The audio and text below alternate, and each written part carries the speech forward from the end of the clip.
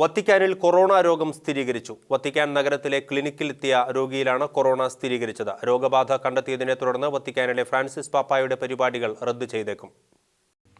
വൈദികരും വത്തിക്കാനിലെ താമസക്കാരും ബന്ധുക്കളുമായവരും പരിശോധനകൾക്കായി എത്തുന്ന ക്ലിനിക്കിലാണ് കൊറോണ രോഗം സ്ഥിരീകരിച്ചത്. സ്ഥിരീകരണത്തെ തുടർന്ന് ക്ലിനിക്കിലെ അത്യാഹിത വിഭാഗം ഒഴികെയുള്ള ഔട്ട് പേഷ്യന്റ് വിഭാഗം അടച്ചു. ക്ലിനിക്ക് സന്ദർശിച്ചവരുടെ പേര് വിവരങ്ങൾ ശേഖരിച്ച അധികൃതർ അവരുമായി ബന്ധപ്പെട്ടു വരികയാണെന്ന് Vatican press office director Matteo Bruni വ്യക്തമാക്കി.